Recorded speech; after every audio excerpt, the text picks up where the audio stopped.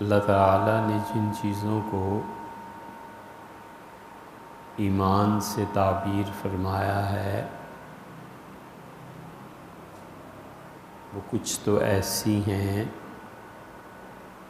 جنہیں براہ راست ماننا ضروری ہے۔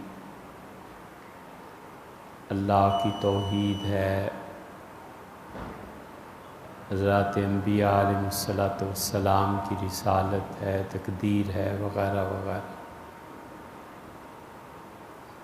اور کچھ چیزیں ایسی ہیں جو دین کی ضروریات کہلاتی ہیں۔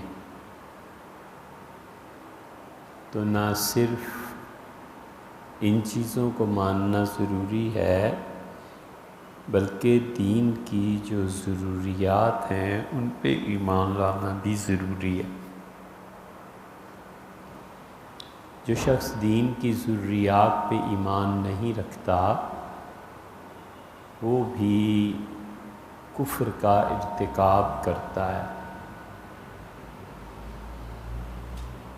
ان چیزوں کو اللہ تعالیٰ نے فرض نہ قرار دیا ہو، حتیٰ کہ خدا نے قرآن میں ان کا ذکر بھی نہ کیا ہو، تو بھی حضرت رسالت مآب صلی اللہ علیہ وسلم کی متواتر احادیث یا پھر امت کا خود اجماع اور یا جنہوں نے بھی ضروریات دین کی حدود باندھی ہیں ان کا انکار بھی کفر ہو جاتا ہے۔ مثلاً سیدنا مسیح علیہ السلام کا دوبارہ دنیا میں آنا، ایک آدمی کہتا ہے کہ قرآن کریم میں براہ راست اس کا ذکر نہیں ہے، اگرچہ ہے، لیکن وہ کہتا ہے کہ کسی بھی آیت میں صاف طور پہ یہ نہیں ہے کہ قیامت کے قرب میں حضرت عیسیٰ علیہ السلام دنیا میں آئیں گے۔ تو اس سے ذرا سا ہٹ کے ہم جو کہتے ہیں کہ قرآن کریم میں ہے، مثلاً اللہ تعالیٰ فرماتے ہیں کہ حضرت عیسیٰ علیہ السلام فی المہد و کہلا، ہم انہیں کہیں گے کہ ہم نے تم پہ بڑا احسان کیا کہ آپ نے بات کی اس وقت بھی جب آپ ماں کی گود میں تھے، اور آپ نے اس وقت بھی کلام کیا اے عیسیٰ علیہ السلام جب آپ بڑھاپے کی عمر کو پہنچ گئے۔ تو ہم کہتے ہیں یہ دلیل ہے اس کی کہ وہ آئیں گے۔ بچے کا کلام کرنا اور چند گھنٹوں یا دنوں کا ہو اور یہودی تہمت لگائیں، قرآن بتاتا ہے نا سورہ مریم میں خاص طور سے کہ ان کا لقد جئت شیئا فریا، اے مریم تم ایسی چیز بیٹا لے کے آئی ہو جو تہمت کے قابل ہے، تو تم یہ کیا ہے یہ بچہ؟ فاشارت الیہ، اس نے اشارہ کیا کہ پوچھ لو۔ ان کا کیف نکلم من کان فی المہد صبیا، کیا کرتی ہو، کیا کہتی ہو؟ بچہ جو تمہاری گود میں ہے بھلا یہ بولے گا؟ قال انی عبد اللہ، اس سے کہا میں اللہ کا بندہ ہوں، آتانی الکتاب، اللہ نے مجھے کتاب دی ہے، وجعلنی نبیا، اور میں نبوت ہے میرے پاس، اور وجعلنی مبارکہ، اللہ نے مجھے برکت والا بنا کر بھیجا ہے، اینما کانوں، میں جہاں بھی رہوں، یہ نہیں کہا زمین پر رہوں گا، جہاں بھی رہوں۔ تو یہ بچپن کا کلام ان کا یہ تو سمجھ میں آتی ہے، چلو معجزے کی بات ہوئی عیسیٰ علیہ السلام کی، مریم کی کرام کچھ، یہ جو اللہ نے فرمایا کہ تم بڑھاپے میں بھی بات کرو گے، تو یہ کون سی بات ہے؟ بڑھاپے میں تو ہر آدمی بولتا ہے، کوئی گنگا ہو تو وہ نہیں بولتا، جوانی میں بھی پھر نہیں بولتا۔ یہ جو اللہ کا فرمان ہے، ہم کہتے ہیں یہ دلیل ہے اس بات کی کہ دنیا میں آئیں گے، لیکن ایک لمحے کے لیے ان کی بات مان لو کہ قرآن نے نہیں کہا۔ ہم کہتے ہیں حضور اقدس صلی اللہ علیہ وسلم کی جو متواتر احادیث ہیں، ان کا انکار بھی تو کفر ہے۔ اس لیے یہ جتنی بھی کتابیں فرقوں پہ لکھی گئی ہیں،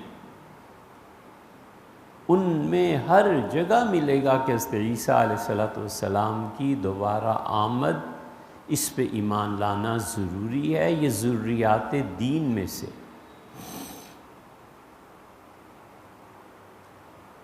مثلاً ان میں ایک کتاب ہے الفرق بین الفرق، فرقوں کے درمیان فرق۔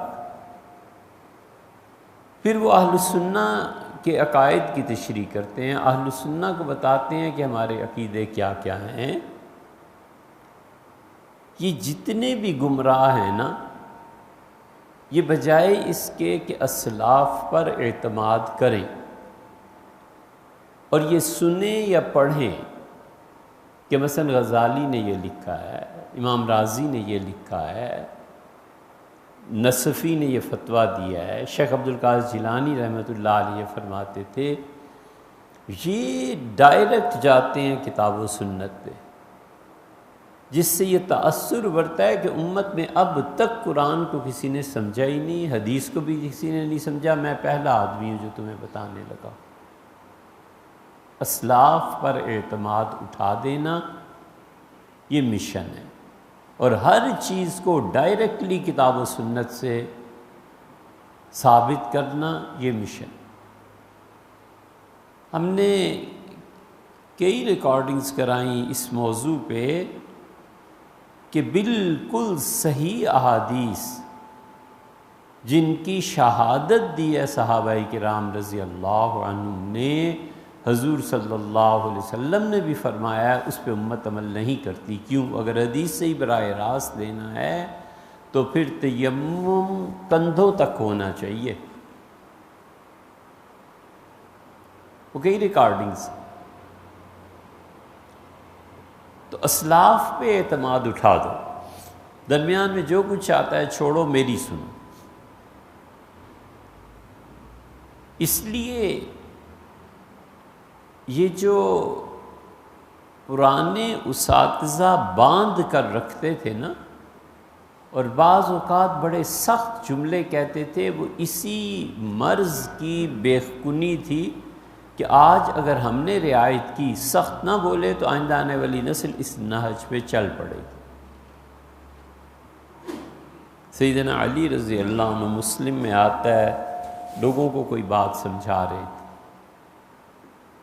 اب ایک آدمی بار بار کھڑا ہوتا ہے اور کہتا ہے حضرت نماز، حضرت نماز، مغرب کا وقت ہو گیا۔ سیدنا علی رضی اللہ عنہ تنگ آ گئے، اس نے جو کہا، اس نے کہا حضرت سنت کے خلاف ہے۔ اس پہ بڑا غصہ، ان کا انظروا ھذا الکلب یعلمنا السنہ، اس کتے کو دیکھو، مجھے سنت سکھا رہا ہے۔ یہ اتنا سخت اسی لیے بولے کہ تم دین میں بعد میں آئے ہو، ہم جنہوں نے براہ راست حضور صلی اللہ علیہ وسلم سے پڑھا اور سیکھا ہے، ہم بھی اگر سنت کے خلاف کام کرنے لگے گے تو دین کا وجود کہاں رہے گا؟ اس لیے ضروریات دین پر بھی ایمان لانا ضروری ہے، اور جس مشکل میں اب امت پھنسی ہوئی ہے، اور خاص طور پہ ہم تو اپنے معاشرے کا ذکر کریں گے، ہم نے کون سا پوری امت کو دیکھ لیا جا کے، ہمارے لیے سب سے بڑا مسئلہ جو اس وقت پیش آ رہا ہے وہ الحاد ہے۔ اعمال کی فکر ہونی چاہیے، مثلاً بیٹا نماز نہیں پڑھتا، مثلاً تلاوت تو اس سے کبھی کی ہی نہیں، شاید ہی زندگی میں کوئی سال ایسا گزرا ہو کہ 2 بار قرآن پڑھ لیا ہو۔ سب جانتے ہیں نا کہ گھر میں کیا ہو رہا ہے اور بچوں کے رجحانات کس طرف ہیں۔ اس سے بڑھ کے، عمل سے بڑھ کے مصیبت یہ ہے کہ اب ہمارے ہاں عقیدے پہ زد پڑ گئی ہے، اور اس کو ذرا ٹٹولیں تو پتہ چلتا ہے کہ یہ تو اندر سے خدا کو ہی نہیں مانتا، مانتا بھی ہے تو بس سرسری سا مانتا ہے۔ رسالت مآب صلی اللہ علیہ وسلم پہ صحیح معنی میں ایمان نہیں ہے، اور قیامت کے ماننے کا جو اثر عملی زندگی میں ہونا چاہیے وہ تو بالکل ختم۔ آپ یقین مانیں، کئی ایک قصے ہم سنتے ہیں تو اب تک حیرت ہوتی ہے، یعنی حیرت ختم نہیں ہوئی۔ اس نے اس زمین پہ قبضہ کر لیا، اس نے اس کے پیسے اڑا کر لے گیا۔ حیران ہوتا ہوں کہ یا اللہ، یہ بھی آخرت کو مانتا ہے، یہ اللہ کو مانتا ہے۔ تب ہے آخرت کو جو مانتا ہو کہ اللہ کے ہاں جواب دینا ہے، کیسے ہمت پڑ سکتی ہے کہ کسی کی آبرو ریزی کرے، کسی کی زمین چھین لے، کسی کی بلا وجہ کے توہین کر دے؟ اگر آخرت کو مانتا ہو نا کہ کہیں جواب دینا ہے، تو کیسے ہمت پڑ سکتی ہے کہ اللہ کے یا لوگوں کے حقوق کو ضائع کرے؟ پرانے بزرگ تھے اور وہ لوگ ایمان میں پختہ تھے، اور وہ بیعت ہو گئے حضرت تھانوی رحمۃ اللہ علیہ سے۔ حضرت کے ہاں بیعت بہت مشکل تھی، بہت۔ فرماتے تھے میں نے کوئی فوج تھوڑے ہی بنانی ہے کہ ہر ایک کو مرید کر لوں۔ جامعہ اشرفیہ لاہور کے بانی مفتی محمد حسن صاحب حاضر ہوئے۔ وہ اتنے بڑے آدمی تھے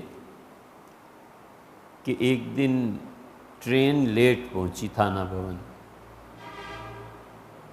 تو انہوں نے عرض کیا حضرت تھانوی رحمۃ اللہ علیہ سے کہ حضرت، قاعدہ اور کلیہ تو یہی ہے کہ پہلے خط لکھ کے وقت آپ سے لیا جاتا ہے، میں ہمیشہ ایسے ہی کرتا آیا ہوں، لیکن اس مرتبہ اتنا محبت کا غلبہ تھا کہ میں نے کہا چلو دیکھ لیں گے، اب جو بھی ہو تو میں معافی چاہتا ہوں۔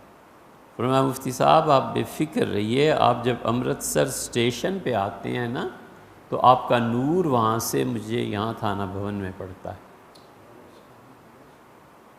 اس حضرت تھانوی رحمۃ اللہ ان کرامتوں، ان چیزوں کو زیادہ اہمیت بھی نہیں دیتے تھے۔ مفتی صاحب جب آئے، حاضر ہوئے بیعت کے لیے، تو فرمایا میں نے سنا ہے کہ مفتی صاحب آپ نے حدیث فلاں جگہ پڑھی ہے؟ ان کا جی۔ فرمایا کہ آپ کو پتہ ہے وہاں کون حدیث، آپ کو پتہ ہی ہوگا؟ ان کا جی حضرت ایسے ہی ہے۔ تو فرمایا کہ اگر مجھ سے بیعت ہونا ہے تو دارالعلوم دیوبند میں جائیں، انور شاہ صاحب حدیث پڑھاتے ہیں رحمہ اللہ، ان سے حدیث پڑھ کے اگلے سال آنا اگر بیعت ہونا ہے۔ اچھے خاصے پڑھے لکھے مفتی، وہ سال بھر پھر دیوبند جا کے پڑھا، پھر آئے، پھر حضرت رحمۃ اللہ بیعت فرمائے۔ اور خود فرماتے تھے کہ اس کو میں بیعت کر لیتا ہوں نا، وہ پہلے ہی دن اس قابل ہوتا ہے کہ اسے خلافت دے دیں، لیکن اپنے بزرگوں کا یہ طریقہ نہیں رہا، اس لیے میں ایسے نہیں کرتا۔ تو بیعت تھے، ایک حضرت سے مرید تھے، ظاہر ہے بڑی اصلاح ہوئی تھی، تو رونے لگے۔ حضرت رحمۃ اللہ فرمایا کیا ہوا؟ ان کا حضرت بیٹا علی گڑھ چلا گیا، وہاں پڑھا رہا ہوں اور اللہ نے سب کچھ دے رکھا ہے، لیکن میرا بیٹا نماز نہیں پڑھتا، مجھے اتنا دکھ ہوتا ہے کہ کیا بتاؤں۔ تو اس کو لے کے آیا ہوں آج آپ کی خدمت میں، خانقاہ کے باہر ہے، اجازت دیں تو لے آؤں؟ حضرت نے کہا لے آؤ۔ حضرت رحمۃ اللہ نے دیکھا، بیٹھے، انہوں نے وہی نماز کی بات چھیڑی۔ حضرت رحمۃ اللہ نے فرمایا کہ بیٹے آپ کے والد نماز کی شکایت کر رہے ہیں، میں تو اور بات سوچ رہا تھا کہ آپ سے پوچھوں کہ اللہ تعالیٰ کے متعلق کیا آپ کا نظریہ ہے؟ اس نے کہا خدا ہو تو کوئی پوجے نا، خدا کہاں ہے؟ ایسے ہی ہے۔ حضرت تھانوی رحمۃ اللہ علیہ فرمایا ایمان کی خبر لیجئے، میں اس نئی نسل کو اچھی طرح جانتا ہوں، مجھے کچھ شبہ تھا کہ یہ تو سرے سے خدا کو ہی نہیں مانے گا، نماز تو بعد کی بات۔ یہی حال ہے۔ اور ہمارا نہیں خیال کہ اس امت میں 5% آدمی بھی نماز پڑھتے ہیں، کوئی نہیں پڑھتا، ورنہ یہ مسجدیں تنگ نہ ہو جائیں۔ یہ تو پچھلے زمانوں میں مثلاً پاکستان بنا تو 2.5 کروڑ کی آبادی تھی، مغربی پاکستان کی 2.5 کروڑ کا فرض کر لو 2% آتا تھا، اب اسی 22 کروڑ کا 2% آ جاتا ہے، 3 کہاں، اس سے بھی کم ہو گیا، ورنہ ہر جگہ مسجدیں تنگ پڑ جائیں۔ اور یہ جو سیکٹرز بنتے ہیں اور جو کالونیز بنتی ہیں، یہ 10 منٹ کے فاصلے پہ مسجدیں رکھتے ہیں، کوئی اعتراض نہیں کرتا۔ اس کی وجہ یہ ہے کہ پڑھنی تھوڑی ہے، جانا کبھی عید شبرات میں ہو گیا تو ہو گیا، باقی کون جاتا ہے، اور ایمان اندر سے ہے نہیں۔ ولیعذ باللہ یہ یونیورسٹیوں کے پڑھے لکھے جتنے ہیں ہمارے پاس، آپ نے دیکھا ہی ہے، فون بھی ہر وقت یہ ہوتا رہتا ہے، لوگ مسائل ہی پوچھتے ہیں، کوئی دن ایسا نہیں جاتا جب کوئی نہ کوئی ملحد نہ ملتا ہو کہ یہ اشکال ہے، حدیث پہ یہ اعتراض ہے، فلانی حدیث پہ یہ اعتراض ہے، حضور صلی اللہ علیہ وسلم نے یہ کیوں کیا، اللہ تعالیٰ نے یہ کیا فرمایا ہے، کیا چیز ہے۔ ابھی بھی 3-4 سوالات پڑے ہوئے ہیں، رمضان کے بعد انشاءاللہ جواب اس کا ہو جائے گا، لیکن یہ الحاد اتنی تیزی سے پھیل رہا ہے کہ وہ جو بات ہے کہ اللہ تعالیٰ نے فرمایا یسلموا تسلیما، اور آپ کے فیصلوں کو پورے سچے دل کے ساتھ مان لیں، وہ نہیں ہے۔ ایک چیز ہوتی ہے قضا، اور ایک چیز ہوتی ہے اللہ کے نزدیک کیا ہے۔ مثلا ایک آدمی یہ کہتا ہے کہ میں نے طلاق دی 1، اور جو 2 طلاقیں تھیں میں نے پہلی کو مضبوط کرنے کے لیے دی، قضا اس کی بات نہیں مانے گی، نہیں، عدالت نہیں سنتی، قاضی نہیں سنتا، وہ کہتا ہے 3 ہو گئیں اور ختم۔ اور وہ اگر سچا ہے اور وہ اپنی سچائی کی بنیاد پر اس بیوی کو لے آتا ہے، تو یہ مفتیوں اور قاضیوں کے نزدیک تو حرام اور گناہ کی بات کر رہا ہے، لیکن اس کا اور اللہ کا معاملہ صاف ہے اگر وہ سچا ہے، کیونکہ خدا اس کا دل جانتا ہے نا، ہم تو نہیں جانتے۔ بالکل ایسے ہی جس شخص کے دل میں حضور اقدس صلی اللہ علیہ وسلم پر اعتراضات اور یہ چیزیں ہیں، اور انہوں نے جگہ جما لی ہے، اور ولیعذ باللہ حضور اقدس صلی اللہ علیہ وسلم کی توہین پہ راضی ہے، یہ ہمارے آپ کے نزدیک مسلمان ہیں، نماز پڑھے، روزہ رکھے، مر جائے تو جنازہ پڑھا دیں، ہمیں کیا پتہ، لیکن اللہ کے نزدیک تو وہ کافر ہو گیا کہ نہیں۔ اس لیے بالکل ٹھیک ہے، ہمارے بزرگ اب بھی اعمال پر روتے ہیں کہ بیٹے نماز پڑھو، اس پہ تم بڑی کوتاہی کرتے ہو، ڈانٹ پڑتی ہے، سب ٹھیک ہے، لیکن ایک طبقہ پورا ایسا ہے جس نے زندگی بھر ایمان کی فکر ہی نہیں کی، اللہ ایک ہے یا 2، مجھے کیا فرق پڑتا ہے، قیامت آنی ہے یا نہیں، کیا اس وقت قیامت میں اللہ کی گرفت اور اللہ کی پکڑ سے سب سے زیادہ بے خوف یہ امت، بالکل بے خوف۔ اگر انہیں ذرا بھی خوف ہوتا تو جرائم اتنے ہوتے، اتنا معاشرہ خراب ہوتا، خدا کا خوف نہیں۔ اور خدا کے یہاں جو خوف مطلوب ہے اس کی بھی کئی کیٹیگریز ہیں۔ حضرت بریدہ رضی اللہ عنہ کو ایک غلام کی ضرورت پڑ گئی، گھوڑے کی، تو اپنے نوکر کو فرمایا کہ جاؤ، اور منڈی لگتی ہے آج کے دن تو میں اب نہیں جا سکتا، بوڑھا ہو گیا ہوں، ایک بہت عمدہ گھوڑا خرید کے لاؤ۔ گیا اور واپس آیا تو اس نے، یہ حضرت رضی اللہ عنہ کے حالات میں لکھا ہے کہ اس نے گھوڑا دکھایا، بہت خوش ہوئے، فرمایا بہترین چیز لے کے آئے ہو، اور اس نے کہا حضرت یہ پیسے آپ کے باقی واپس، اور یہ گھوڑا میں 400 میں یا 300 میں ایسے ذکر کیا لایا۔ انہوں نے کہا 400 میں اتنا اچھا گھوڑا، یہ تو نہیں ہو سکتا۔ اس کا حضرت ایک آدمی آیا ہوا تھا، سودا کیا، بس ہو گیا۔ فرمایا منڈی، اس نے کہا منڈی میں گھوم رہا تھا، میں نے تو وہیں دیکھا ہے۔ وہ جلدی کرو منڈی چلو۔ خیر منڈی پہنچے، ڈھونڈتے رہے اس شخص کو، وہ مل گیا۔ تحقیق کی، پتہ چلا سب باتیں درست ہیں، تو فرمایا یہ اتنے میں بیچا، یہ اس کا ہاں جی۔ تو فرمایا تمہیں اس کے 500 دوں، پچھلی بات توڑ دو سودے کی، 500 دوں تو مجھے دے دو گے؟ اس کا حضرت بالکل 500 دے دیں، میں دے دیتا ہوں پھر بھی۔ کہ 600 دوں، کہ 600 دے دیں، کہ 700 دوں۔ اسے شبہ ہوا، اس نے کہا حضرت آپ کا عزت اور احترام اپنی جگہ پہ، مگر پتہ نہیں آپ کو کیا ہو گیا ہے۔ تو انہوں نے کہا اس بات کو چھوڑو، 900 دیتا ہوں۔ اس کے حضرت 900 دے دے، میں 1000 دیتا ہوں۔ چپ ہو گیا۔ اس کے حضرت 1000 دے دیں، تو 1000 اسے دیا، گھوڑے کی لگام پکڑ لی، غلام کو کہا کہ لے چل۔ اس نے کہا حضرت یہ کر کیا رہے ہیں آپ میرے ساتھ، مجھے نہیں سمجھ آئی۔ انہوں نے کہا دیکھو میں اس لیے آیا ہوں کہ تمہیں گھوڑے کی قیمت پتہ ہی ہے، مارکیٹ میں اتنا اچھا گھوڑا 400 میں کہاں ملتا ہے۔ اس نے کہا حضرت بالکل پتہ ہے۔ فرمایا پھر مجھے شبہ ہوا کہ تم کسی مجبوری سے بیچ رہے ہو۔ اس سے کہا حضرت بالکل مجبوری سے بیچ رہا ہوں، یہ گھر میں ضرورت پیش آ گئی تھی، پیسے تھے نہیں، تو میں نے کہا چلو۔ تو فرمایا میں اسی لیے آیا تھا کہ میں نے حضور اقدس صلی اللہ علیہ وسلم سے سنا آپ کسی کو نصیحت فرما رہے تھے، اور آپ نے فرمایا کہ دیکھو کبھی کسی شخص کی مجبوری سے فائدہ نہ اٹھانا، تمہارا سودا ہو جائے گا، بات نبھ جائے گی، لیکن ایسے مال سے اللہ برکت اٹھا لیتا ہے، ایسی چیز میں برکت نہیں رہتی۔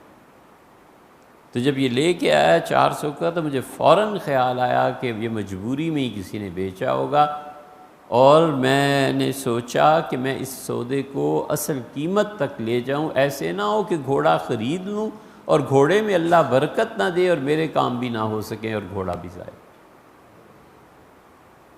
سے پوچھا مارکیٹ میں قیمت 1000 کیا ہے؟ اس کا بالکل حضرت آج کل ایسے گھوڑے 900 1000 میں ہی بکتے ہیں۔ فرمایا الحمدللہ، اور چل پڑے۔ یہ ایمان ہے۔ کتنے ہی لوگ گھر خرید لو، مالک مکان دکان بیچ کے جا رہا ہے، خرید لو، اس کو پیسے اتنے چاہیے، 10 لاکھ نہیں یار، 5 میں بھی سودا ہو، اس پہ انہوں نے مریض اسپتال داخل کرایا ہے، عورت زیور لے لو، کام آ جاتا ہے۔ یہ سب چیزیں جو اس طرح لی جاتی ہیں نا، بالآخر خدا اس میں برکت نہیں دیتی۔ اسی گھوڑے کی ٹانگ ٹوٹ جائے، وہی سونا چوری ہو جائے، کچھ بھی ہو سکتا ہے۔ حضور اقدس صلی اللہ علیہ وسلم نے جب یہ کہا کہ اس میں برکت نہیں ہوگی، تو پکی بات ہے کہ برکت نہیں ہوگی۔ یہ ایمان ہے، یہ آخرت میں جواب دہی کا احساس ہے، یہ حضور اقدس صلی اللہ علیہ وسلم کی زبان مبارک پر اعتبار ہے۔ ملتا ہے ہمارے معاشرے میں، 1% ایسا نہیں رہ گیا، اور ہر جگہ لوگوں کی مجبوری سے فائدہ اٹھانا۔ عزت بھی ختم ہو جاتی ہے، برکت بھی ختم ہو جاتی ہے۔ اس لیے اب اعمال سے بھی بڑھ کے مسئلہ عقائد تک پہنچ گیا، اور عقائد میں جو ماحول بنا ہوا ہے، اور یہ جو کچھ اسکول کالج اور یونیورسٹی میں پڑھاتے ہیں،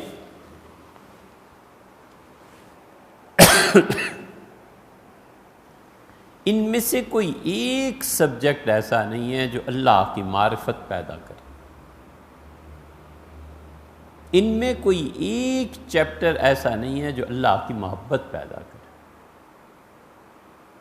اس میں کوئی ایک علم، فزکس، کیمسٹری، جیولوجی، انجینئرنگ اور کمپیوٹر اور سائنسز، ساری کتابیں دیکھ لو، یہ ساری کتابیں اور سارا نصاب تعلیم کچھ نہیں بتاتا کہ حضور اقدس صلی اللہ علیہ وسلم خدا کے نبی تھے، ان کا کیا احترام تھا، ان کی کیا عزت ہے، ان پہ ایمان لانا کیوں ضروری ہے۔ ایک سطر ایسی نہیں ہے۔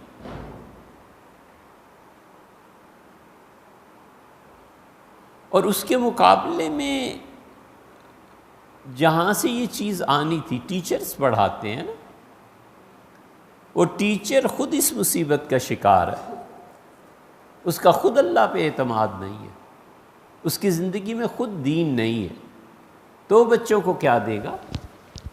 یہ پورا نظام تعلیم اس ملک کا جو اینٹیں بن رہی ہیں اور جو بچے پڑھ پڑھ کر نکل رہے ہیں، خواہ وہ فوجی افسر ہیں تو ڈاکٹر ہیں، انجینئر ہیں کہ کچھ اور ہیں، یہ سب کی سب اینٹیں شراب خانہ بنا سکتی ہیں، مسجد نہیں بنا سکتی۔ یہ سب اینٹیں، یہ سب سود کا نظام چلا سکتی ہیں اور چلا رہی ہیں، اور ان کی محنتیں ساری بینکنگ پہ صرف ہو رہی ہیں اور سود عام ہو گیا ہے۔ یہ حلال کے پیسے کے لیے سود، یہ نسلیں نہیں بنتی۔ اس لیے صوفی تھے نا حضرت حاجی امداد اللہ صاحب محجر مکی رحمۃ اللہ علیہ، کسی نے کسی گناہ کا رونا رویا تو حضرت رحمۃ اللہ نے فرمایا بس ٹھیک ہے، اس حد تک جو گناہ ہے نا لگے رہو اور توبہ بھی کر لیا کرو۔ لوگ بڑے حیران ہوئے، انہوں نے کہا حضرت اتنے بڑے شیخ ہو کے کیسے گناہ کی اجازت پہ کہہ رہے ہیں کہ اس حد تک ٹھیک ہے، لگے رہو، اس سے زیادہ نہ کرو۔ کسی نے پوچھا حضرت یہ آپ نے کیسے اجازت دے دی؟ تو فرمایا اس کا حلیہ دیکھا ہے، بالکل انگریز بنا ہوا ہے۔ فرمایا مولوی صاحب جب یہ الفاظ حضرت رحمۃ اللہ کے، فرمایا مولوی صاحب جب گناہ وقایع بن جائے کفر سے تو اجازت دے دیا کرتے ہیں، یعنی ایک آدمی کو اگر روکا گیا تو یہ آگے کفر کرے گا، تو اس کے کفر بکنے سے پہلے جس گناہ میں ہے نا بس ٹھیک ہے کرو یار، اتنا آگے نہ جانا۔ اب پتہ ہے کہ اگر میں نے اس سے کہا آج کے نماز پڑھو تو اس نے آگے سے گالیاں دینی ہیں اور اللہ کو برا کہنا ہے، معاذ اللہ، تو جو کفر میں اسے ڈالنا ہے اس سے بہتر ہے نہ پڑھے، ایمان تو محفوظ رہے۔ اس لیے بہت سے مشائخ جن میں بڑی حکمت اللہ نے رکھی ہوتی ہے، یہ صوفی ایسے ہی نہیں ہوتے، یقین مانو جو ان کے کاموں میں، ان کی باتوں میں حکمت پھوٹتی ہے نا، اللہ نے قرآن میں کہا وَمَن یُؤْتَ الْحِکْمَةَ فَقَدْ أُوتِیَ خَیْرًا کَثِیرًا، اور اس کو ہم نے حکمت دین کی سکھا دی، ہم نے اس کو بہت بڑی خیر سے نوازا۔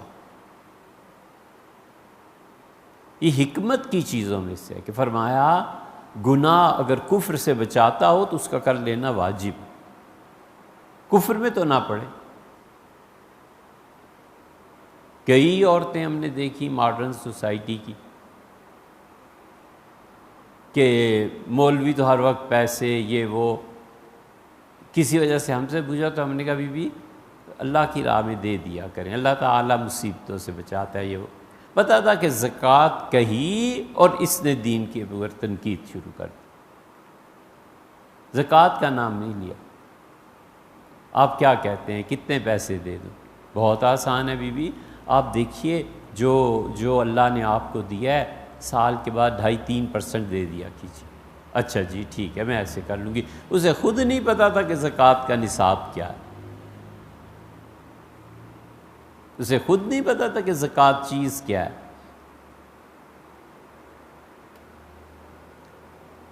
یہ معاشرہ اور یہ سوسائٹی یہ کفر کی طرف جا رہی ہے۔ میں آپ سے ایک مسئلہ عرض کرتا ہوں، سوچو جو آئے ہو یہاں اور جو معاشرے میں کتنے % ہم لوگ اس مسئلے کو جانتے ہیں؟ بیٹے کی شادی ہوتی ہے، لڑکے کی شادی ہوتی ہے، اب یہ جو سونا ہے اس کی زکوٰۃ کون دے گا؟ بالعموم اکثر و بیشتر لوگ نہیں جانتے۔ شریعت یہ کہتی ہے کہ نکاح کے وقت طے کرو کہ یہ سونا کس کا ہے۔ اگر تو وہ اس لیے سونا دے رہے ہیں سسرال والے لڑکی کو کہ یہ سونا تمہاری ملکیت نہیں ہے، یہ ہم دے رہے ہیں زیبائش آرائش پہننے کے لیے، اور اللہ نہ کرے موت یا طلاق کی صورت میں یہ سونا سسر کہتا ہے یہ بیٹی واپس کرنا ہوگا ہمیں، سسر نے بتا دیا صاف لفظوں میں کہ بیٹی یہ واپس کرنا ہے، اس کا مطلب یہ ہے کہ سونا یہ لڑکی نہ بیچ سکتی ہے، نہ بیچ بھی نہیں سکتی، اور یہ اصل مالکہ بھی نہیں ہے، مالک سسر ہے، جسے پہلے دن ہی سمجھا دیا زکوٰۃ اس کے ذمہ پڑے گی، بہو زکوٰۃ سے فارغ۔ اور اگر اس نے یہ کہہ دیا کہ بیٹی یہ حق مہر ہے، یہ آپ ہی کا ہے، ٹھیک ہے، اس سونے کا بیٹے زندگی بھر اب ہم سے تعلق نہیں ہے، اس لڑکی پہ زکوٰۃ واجب ہو گئی، وہ دے گی زکوٰۃ، جدھر سے بھی دے، سونا بیچے یا شوہر کی کمائی سے دے، جو مرضی کرے، سسر فارغ ہو گیا۔ یہ باتیں طے کرنی ہوتی ہیں نکاح کے وقت۔ ہم میں سے کتنے فیصد نکاح کے وقت طے کرتے ہیں اور بیٹے یا بیٹی کو سمجھا دیتے ہیں کہ بیٹے اس بارے میں نا شریعت کا یہ حکم ہے، اس کے مطابق آج فیصلہ کرنا ہے کہ وہ جو زیورات لا رہے ہیں بیٹے یہ آپ کے ہیں یا ان کے ہیں یا کس کے ہیں، تاکہ زکوٰۃ جو دینی ہے کس پہ پڑے گی، اور اگر آپ کے ہیں تو آپ بیچ دیں، اگلے ہی دن ماں باپ کو دیں آئیں، حق مہر میں مل، جو مرضی کرے، کون پوچھ سکتا ہے اس زیور کو، کچھ بھی نہیں۔ اور اگر وہ کہہ دیں کہ نہیں حق مہر تو ہم نے دے دیا الگ سے، یہ زیورات اصل میں ہمارے بیٹے کی ملکیت ہے، اصل میں میں سسر ہوں، میری ملکیت، دیں زکوٰۃ، خرید و فروخت کریں، کوئی بہو کو اعتراض نہیں ہونا چاہیے۔ وہ اگلے دن کہتے ہیں کہ بیٹے وہ میرے زیورات ذرا واپس کر دیں، دے دیں، اس کی چیز تھوڑا ہی ہے، یہ شریعت ہے۔ ہم کتنے غافل ہیں، اور یہ تو اعمال کا حال ہے، اس کے پیچھے جو عقیدہ ہے اس عقیدے پہ کوئی بات پورے نصاب تعلیم میں، پوری زندگی میں نہیں ہے۔ اللہ تعالیٰ کی صفات کا پوچھو، اب تو بڑے بڑے مولوی اللہ کی صفات کو نہیں جانتے، جہاں بھی جاتے ہو نماز پڑھتے ہو کسی دن پوچھنا کہ مولانا کوئی مولوی کہتا ہے کہ اللہ تعالیٰ کی صفات یہ کیا چیز ہے، اور کوئی یہ بتا دے کہ اللہ کی صفات 3 قسم پہ مبنی ہیں، وہ تو بہت ہی کوئی خدا کا نیک بندہ ہوگا، ورنہ مولوی بھی نہیں جانتے۔ یہ عقیدے کا رونا پڑا ہوا ہے۔ اس لیے یہ جو کچھ بھی نظام تعلیم اور یہ چیزیں چل رہی ہیں، اس میں دین سے انحراف کو پرکشش بنایا، سمجھے؟ دنیا بھر میں جتنے ملحد ہیں انہوں نے دین سے انحراف کو پرکشش بنایا کہ دین چھوڑو، یہ کام کرو۔ مذہب تمہیں قواعد اور اصول کا پابند بناتا ہے، مذہب تمہاری آزادی میں خلل ڈالتا ہے، اس لیے مذہب پہ کوئی عمل نہیں کرنا اور یہ اپنی آزادی نہیں کھولنا۔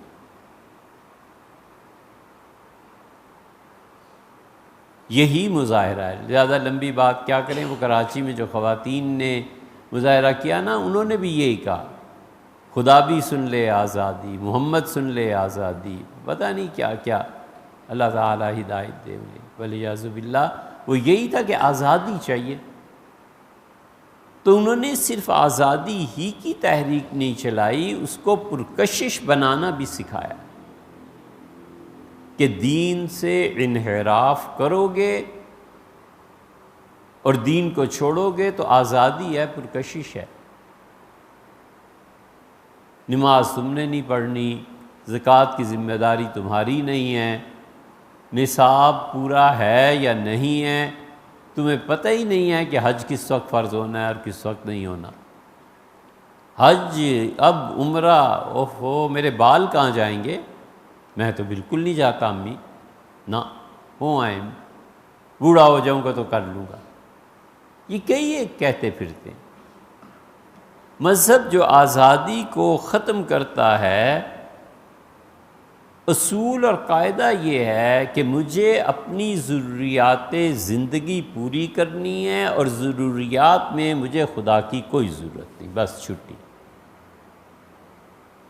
میری زندگی کی کھانے پینے کی ضروریات ہیں، مجھے کیا ضرورت ہے خدا کی، پیسہ جیب میں ہے کھاؤں۔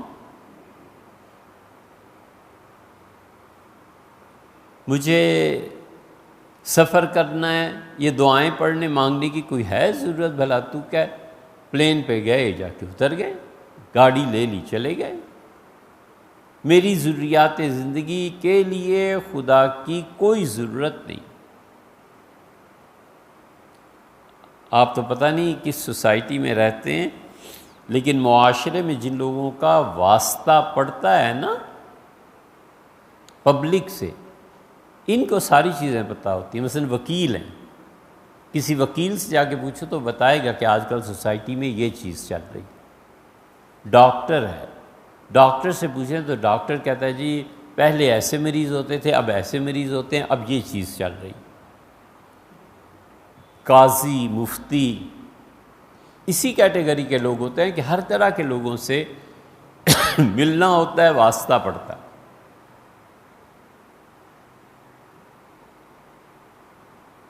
قائد اعظم یونیورسٹی کی کچھ بچیاں آئیں، اب تو کافی عرصہ ہو گیا،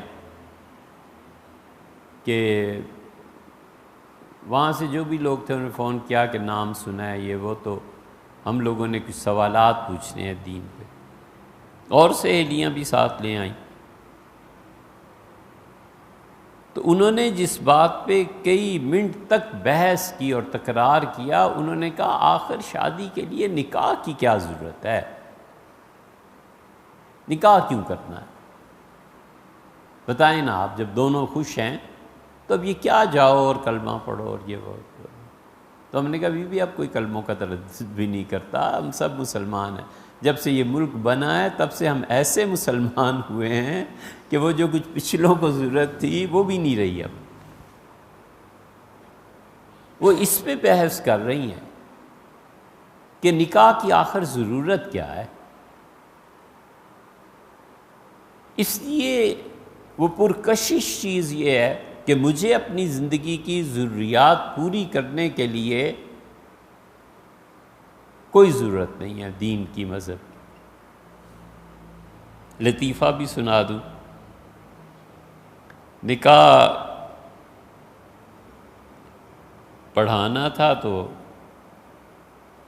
ہم نے عبارت یا جو بھی کہنا تھا اس سے تھوڑا سا طویل کیا، اور طریقہ بھی یہ ہے کہ بالکل ہر چیز واضح ہو جائے۔ تو ہم نے کہا بھئی فلاں خاتون، فلاں کی بیٹی فلاں جگہ رہتی ہیں، اتنے حق مہر کے عوض، پہلا گواہ فلاں ابن فلاں ہے، دوسرا گواہ فلاں ابن فلاں ہیں، یہ سارے ہیں، یہ لے کے گئے کاغذات، یہ میرے لیے اجازت لے کے آئے ہیں۔ تو میرے کان میں آہستہ سے کہتا ہے میرا بھی تو نام لیں۔ میں نے کہا یار لے لیں، بے فکر رہو، تمہارے ہی نکاح ہو رہا ہے اور کسی۔ ایسی لطیفہ یاد آیا۔ تو وہ کہتا ہے کہ بغیر نکاح کے بھی جب کام چلتا ہے تو کیا ضرورت ہے۔ اور اس المیے کو اگر آپ نے دیکھنا ہو نا تو یہ بات آپ سے مطلب ریلیونٹ نہیں ہے ٹاپک سے، لیکن آپ تشریف لائے ہیں تو کبھی سوچئے گا۔ کوئی وقت تھا جب نکاح کا شوق ہوتا تھا، لوگ دوستوں سے باتیں کرتے تھے کہ یار اتنی دیر ہو گئی ہے، والدین نکاح نہیں کرا رہے، یہ نہیں وہ نہیں، جلدی شادی کرنی چاہیے۔ اب وہ شوق بھی ختم ہو گیا، کیونکہ معاشرہ اتنا گر گیا ہے کہ وہ ساری چیزیں بغیر نکاح کے بھی میسر ہیں، تو اس لیے عمر 28 سال ہو کہ 30 سال ہو، 35 ہو یا 25 ہو جائے گا۔ وہ بھی والدین کا پریشر ہوتا ہے تو ہوتا ہے، وگرنہ وہ کہتا ہے ایسی بھی زندگی اچھی گزرے گی۔ شوق ہی ختم ہو گیا۔ یہ اس سوسائٹی میں انہوں نے دین کے خلاف جو سوسائٹی بنانی ہے اسے پرکشش کر دیا۔ یہ بیوٹی پارلر اور اس طرح کی بے حیائی کی چیزیں کوئی ایک چیز ہے، کہاں تک گنے؟ اور اس کی زد جا کر پڑی ہے ایمان پہ کہ اللہ کی یاد زندگی سے رخصت ہو گئی۔ پورے حربے کر کے جب کچھ نہیں بچتا تو پھر حضرت سے دعا کراؤ اور مولوی صاحب سے اور خود اللہ سے توفیق۔ حالانکہ شریعت نے سکھایا تھا جب بھی کوئی مشکل اور مصیبت پیش آ جائے سب سے پہلے اللہ کی طرف رجوع کرو۔ سب سے پہلے اللہ نے کہا تھا کہ وَاسْتَعِینُوا بِالصَّبْرِ وَالصَّلَاةِ، نماز پڑھو۔ 2 نفل پڑھ کے شروع کرتا کہ اللہ آپ میری مدد کریں، یہ مصیبت آ رہی ہے۔ پھر کسی دوست کو فون کرتا کہ یار قرض دینا ہے، پیسہ ہے، یہ مصیبت ہے، یہ تکلیف ہے، یا کوئی اور، یا رشتہ نہیں ہو رہا، بچوں کا آج بڑی پریشانی ہے۔ وہ ساری کی ساری چیزیں، اسباب اور وسائل پہلے اور اللہ سے تعلق بات۔ ہم نے اپنے اساتذہ میں دیکھا، کوئی مصیبت، تکلیف، کوئی چیز، کوئی خبر پہنچی تو جو نماز پڑھتے تھے فرض جو بھی آگے، ظہر کی آ گئی، عصر کی ظہر آ گئی، مغرب آ گئی، اس کے بعد لمبے نفل پڑھتے تھے، صبر مانگتے تھے اللہ سے، نماز سے مانگتے تھے۔ 2 قصے بھی سناتا ہوں تاکہ ذہن میں۔ مولانا امین حسن اصلاحی رحمہ اللہ بہت علمی شخصیت، جوان بیٹا پائلٹ، 1958 میں پاکستان کا جہاز گیا قاہرہ، اور قاہرہ لینڈ کرنے کے بجائے ٹکرایا ایئرپورٹ پہ، اور جوان پائلٹ بیٹے کا انتقال ہو۔ جو لوگ تعزیت کرنے گئے وہ اب بھی زندہ ہیں، بہت سے کہتے تھے ہم نے مولانا کو دیکھا، بیٹھتے تھے اور آنسو جھڑتے تھے آنکھوں سے، ہر تھوڑی دیر بعد اٹھ کے نفل پڑھتے، ہر تھوڑی دیر کے بعد اٹھ کے۔ تو جب تدفین سب چیزیں ختم ہو گئی مسئلہ، تو ہم نے کہا حضرت یہ آپ کیا کرتے تھے؟ انہوں نے کہا اللہ نے کہا ہے وَاسْتَعِینُوا بِالصَّبْرِ وَالصَّلَاةِ، مدد مانگو اللہ سے نماز کے ذریعے اور صبر کر کے۔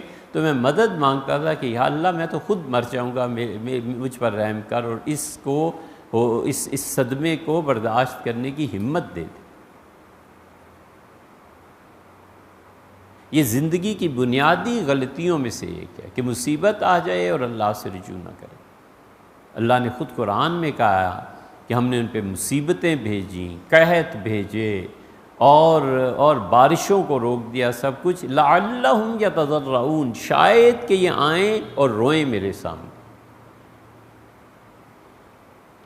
اللہ نے فرمایا پھر جب انہوں نے نہیں کیا، ہم نے اور پھر دنیا کی چیزیں کھول دی، جب پوری طرح مست ہو گئے دنیا میں تو پھر ہم نے پکڑ لی۔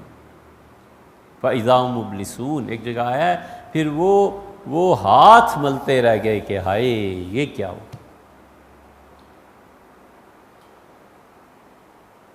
اور دوسرا واقعہ بھی عرض کروں،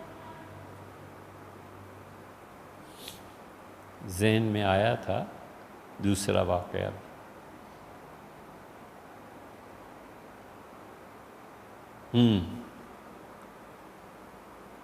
یہ تبلیغ کا کام جب شروع ہوا تو ان کے دوسرے امیر حضرت مولانا یوسف صاحب رحمۃ اللہ علیہ جماعت کے، اور حضرت مولانا یوسف صاحب رحمۃ اللہ علیہ کا انتقال فوری طور پہ ہو گیا تھا۔ وہ داماد تھے حضرت شیخ مولانا زکریا صاحب رحمۃ اللہ علیہ۔ تو حضرت نے لکھا ہے کہ میں جمعہ پڑھ کے لیٹا ہی تھا ابھی کہ کھانا وانا کھا کے کہ دروازہ کھلا اور میرا بیٹا طلحہ روتا ہوا آیا۔ اور آ کے میں نے دیکھا کہ یہ رو رہا ہے، تو آتے ہی اس نے کہا کہ ابا وہ مولانا یوسف صاحب انتقال فرما گئے، حضرت شیخ کے داماد تھے۔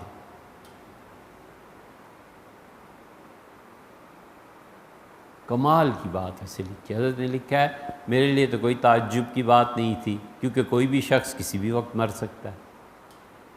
یعنی موت کا استحضار حضرت رحمۃ اللہ علیہ کو خود سے اتنا تھا کہ اس سفر پہ اس خبر پہ کوئی تعجب نہیں ہوا، کوئی بھی کسی بھی وقت مر سکتا ہے۔ یہ وہی کہہ سکتا ہے اس کے دل میں خود بھی موت کا استحضار ہو کہ مجھے بھی موت کسی وقت آ سکتی۔ ایسا آدمی خدا کی نافرمانی کرے گا کیوں؟ تو میں اٹھا، میں نے وضو کیا تو میں نے دیکھا سہارنپور میں لوگ دھڑا دھڑ بھاگتے ہوئے مسجد آ رہے ہیں، مولوی یوسف صاحب کا انتقال۔ شیخ نے فرمایا مجھے بھی بڑا صدمہ تھا، ظاہر ہے بیٹی تھی، اس کا گھر، اور پھر عالمی جماعت، اور پھر مولوی یوسف صاحب رحمۃ اللہ ایسا باصلاحیت آدمی۔ تو شیخ نے فرمایا میں نے نماز شروع کر دی، اور حافظ تو تھے ہی، فرمایا 4 رکعتیں عصر کی نماز کے لیے شروع کر لیں، اور اتنی لمبی قرات کی کہ عصر کا وقت جو بھی مسجد کا تھا وہ آیا، میں نے سلام پھیرا اور فرض شروع کر دی۔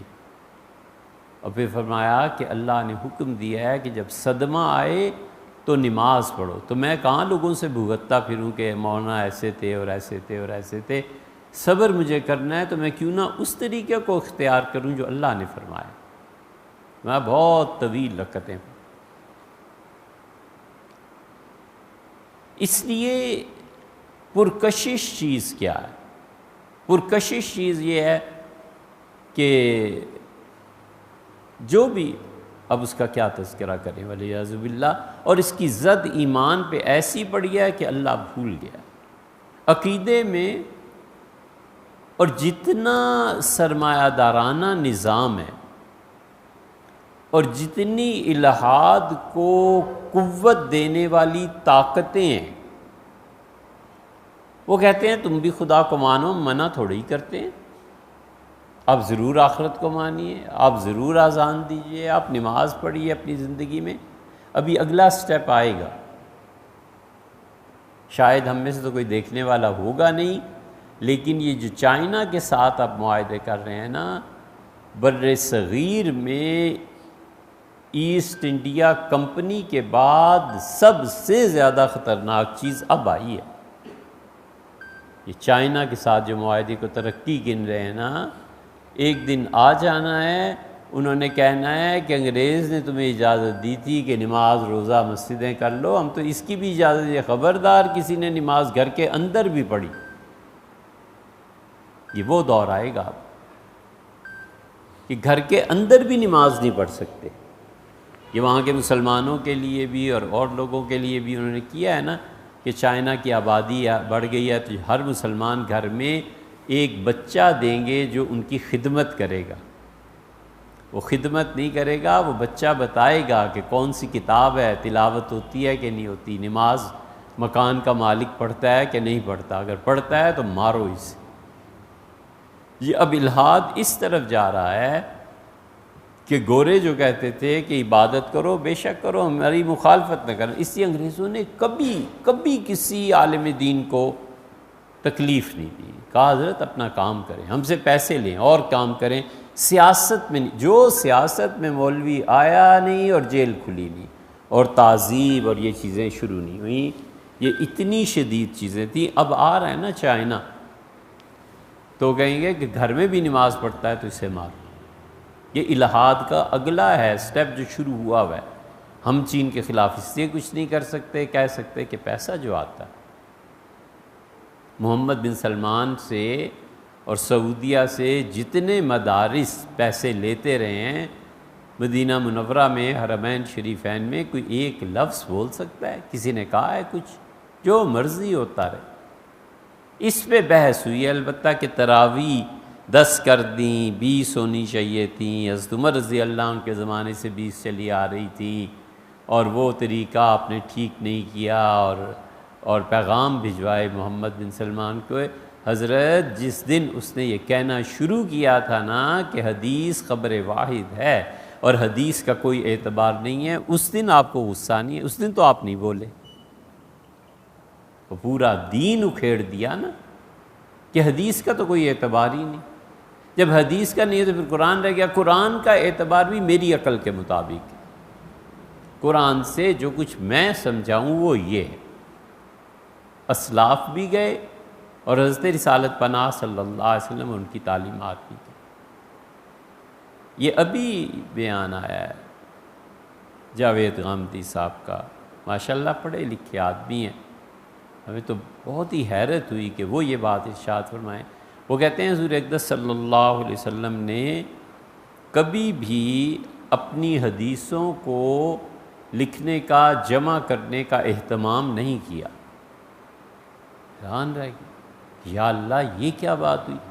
حضور اقدس صلی اللہ علیہ وسلم خود اپنی باتوں کو لکھواتے تھے۔ عبداللہ ابن عمر وہ نہیں جانتے کہ انہوں نے حضور اقدس صلی اللہ علیہ وسلم سے عرض کیا تھا کہ اللہ کے رسول آپ اتنی خوبصورت باتیں کرتے ہیں، میرا جی چاہتا ہے کہ میں یاد رکھوں مگر میں یاد نہیں رکھ سکتا، ساری باتیں حافظے میں نہیں رہتی۔ تو آپ نے فرمایا لکھ لیا کرو۔ پھر حاضر ہوئے، عرض کیا اللہ کے رسول میں نے لکھنا شروع کر دی ہیں، لوگ کہتے ہیں کہ ہر بات حضور صلی اللہ علیہ وسلم کی نہیں لکھا کرتے، وہ آخر انسان بشر ہیں، کبھی غصے میں ہوتے ہیں کبھی خوشی میں ہوتے ہیں، تو ہر بات لکھنی مناسب نہیں۔ حضور صلی اللہ علیہ وسلم عمر عبداللہ ہر بات لکھ لو، اللہ کی قسم جس کے قبضے میں میری جان ہے، میری زبان سے سچائی کے علاوہ کچھ نہیں نکلتا۔ اور جب انہوں نے عرض کیا کہ لکھ لیا کروں تو حافظے میں نہیں رہتی، تو اس پہ فرمایا تھا کہ استعن بیمینک، اشارہ کر کے فرمایا کہ اپنے دائیں ہاتھ سے مدد لو، یعنی قلم بند کر لیا کرو۔ کئی روایات۔ مسند احمد جب پڑھ رہے تھے تو اس کا خیال آتا تھا کہ ان حدیثوں کو جمع کرنا چاہیے، وہ پھر وہی نہیں۔ اب آتا ہے کہ اللہ تعالیٰ کوئی مہلت دے تو ہم وہ مسند احمد 50 جلدوں میں ایک بار پھر اسے پڑھیں اور پھر ہم اس میں سے حدیثیں نکالیں کہ یہ دیکھو حضور صلی اللہ علیہ وسلم نے خود فرمایا ہے کہ میری باتیں لکھا کرو۔ یہ چیزیں الہاد کی طرف لے جا رہی ہیں۔ حضرت عیسیٰ علیہ السلام اپنے وقت میں انتقال کر گئے، میرا نظریہ تو یہ متواتر احادیث کا انکار ہے۔ حضرت اب جا کدھر رہے ہیں؟ اس لیے الہاد نے، کفر نے پرکشش بنایا اپنے آپ کو، اور اب تک یہ اجازت ہے کہ آپ اچھا بات کرتے ہیں اللہ رسول صلی اللہ علیہ وسلم کی تو آپ کیا کریں، لیکن آپ جانتے ہیں کہ مذہب اس زمانے میں اب سود سے پاک معیشت کہاں چل سکتی ہے، سارا جہان سود میں، اور پھر وہ کوشش کرتے ہیں کہ سود سے پاک، فرض کیجئے کوئی معاشرہ قائم کرنا ہے تو اس کی بھی خبر لو، انہیں بھی برباد کرو، آہستہ آہستہ ادھر بھی لگے رہو اور ادھر تسلیاں بھی دلاتے رہو کہ جی بس ٹھیک ہے، نماز روزہ بہت اچھی چیز ہے۔ ایک مصنوعی خدا بنا کر یونیورسٹی دیتی ہے، وہ مصنوعی خدا ہوتا ہے۔ ڈرنا ہے تو اس سے ڈرو، اور محبت ہے تو اس سے بھی شک کرتے رہو، ہمیں کوئی اعتراض نہیں، اور اندر ہی اندر کھوکھلا کرو یہ عقیدہ کہ اسباب کے بغیر بھی نتائج مرتب ہوتے ہیں۔ ہم 100% اسباب پر اعتماد کرتے ہیں، ہم کہتے ہیں اسباب کے بغیر دنیا میں کچھ نہیں ہوتا، لیکن ہم یہ بھی جانتے ہیں کہ اسباب کے بغیر نتیجہ اللہ مرتب فرما دے تو کون ہے جو خدا کو روک سکے؟ یہ کرامتیں ہوتی ہیں، یہ معجزے ہوتے ہیں، ان کا انکار بھی کفر ہے، لیکن ان کے اقرار میں اتنا آگے بڑھ جانا کہ اسباب اور وسائل کو آدمی چھوڑ کے گھر بیٹھ جائے، یہ دوسری طرف ایک انتہا ہے۔ ہم مانتے ہیں اسباب اور وسائل کو، اسی کے مطابق روز زندگی چلتی ہے، لیکن ہم انکار کر دیں کہ اسباب اور وسائل کی کوئی اہمیت ہی نہیں، غلط بات ہے، اور ہم یہ کہیں کہ اس کے علاوہ نتیجہ نہیں مرتب ہوتا، یہ بھی غلط بات ہے۔ ان دو انتہاؤں کے درمیان رہنا چاہیے۔ جب بات اللہ کی آئے تو حق تعالی شانہ کے لیے اسباب اور وسائل کیا ہیں؟ غور نہیں کرتے کہ موت کسی سبب سے ہی آیا کرتی ہے۔ ڈاکٹر 90-99% بتا دیتے ہیں یہ موت اس وجہ سے آئی، اس وجہ سے، اس وجہ سے، اور اللہ خود جب اسباب اور وسائل کو توڑنے پہ آئے تو جہاں نہیں بھی جینا نا، وہاں بھی زندگی پیدا کر دیتا ہے۔ موسیٰ علیہ السلام کو دیکھو، فرعون نے قتل کرنا تھا نا فوجیوں نے، تو فوج کے آنے میں، تفتیش کرنے میں کوئی وقت لگتا، کچھ گھنٹے لگتے، پھر فوج آتی، پھر والدہ صاحبہ، پھر بنی اسرائیل، پھر اس بچے کو اٹھاتے اور مار دیتے۔ اللہ تعالیٰ نے فرمایا کہ یہ جو بچہ ہے نا، اس کو ایک پنگوڑے میں، ایک ایسی چیز میں ڈالو، سرکنڈے سے بناؤ، اور فلقے فی الیم، اور دریا میں پھینک دو، جہاں موت نہیں بھی آنی تو آنی۔ اب دریا میں مطلب وہ تو 2-4 گھنٹے لگتے، یہاں تو فوری طور پہ موت آ جاتی۔ تو اسباب اور وسائل سے بالکل ہٹ کے بات کی کہ موت تو ہم دینے والے ہیں نا، ہم خود ہی کہتے ہیں پانی میں پھینکو تو کیوں موت دیں گے؟ دیکھا ہے؟ یاخذ عدو لی وعدو اللہ، اسے وہ آدمی اٹھائے گا جو میرا بھی دشمن ہے اور اس کا بھی دشمن ہوگا۔ یہ ہے اسباب اور وسائل جب خدا توڑتا ہے، مکمل طور پہ اس کے برعکس سے وہ چیز پیدا کر دیتا ہے جو پہلے ہو سکتی تھی۔ سیدہ مریم علیہ السلام کے معاملے میں اللہ نے اسباب اور وسائل کو توڑ دیا، بالکل ختم ہو گئے۔ یہ ایمان ہے۔ مولانا امین حسن اصلاحی جو تھے، ان کی ایک بات بڑی اچھی لگی، کئی باتیں۔ کسی نے ان سے کہا کہ مولانا یہ جو جواہرات ہیں نا، یاقوت ہے، مرجان ہے، اس قسم کے قیمتی پتھر ہیں، یہ سمندر میں میٹھے پانی میں ہوتے ہیں، اور اللہ سورہ رحمان میں کہتا ہے کہ ہم انہیں پیدا کرتے ہیں کھارے پانی سے بھی اور میٹھے سے بھی، تو کھارے سے تو نہیں ہوتے۔ یہ خدا نے کیا کہا؟ میں بڑا غصہ آیا، فرمانے لگے یہ جن پتھروں کی تم بات کرتے ہو نا، ان کو زبان مل جائے اور وہ مجھ سے آ کر کہیں کہ ہم کھارے پانی میں پیدا نہیں ہوتے اور میٹھے میں ہی ہوتے ہیں، میں صاف کہوں گا جھوٹ بکتے ہو، اللہ سچ کہتا ہے۔ یہ ایمان۔ اس لیے الحاد اور یہ کفر، یہ عقیدے کو بھی توڑتے ہیں اور اعمال کو بھی توڑتے ہیں۔ اور جتنے لوگ، ایک تو طاقت جن کے پاس ہے اور دوسرے جن کے پاس سرمایہ ہے، یہ دونوں گروہ الحاد کو پرورش دیتے ہیں۔ سرمایہ والے سود کو پرورش دیتے ہیں، سرمایہ والے جوئے کو، نت نئی اسکیم، ہر دن کوئی نہ کوئی جوئے کی اسکیم آ رہی ہوتی ہے، اس لیے کہ سرمایہ دار اور بینکنگ کرنے والے جانتے ہیں کہ کس طرح پیسہ بٹورا جائے۔ یہ الحاد ہے۔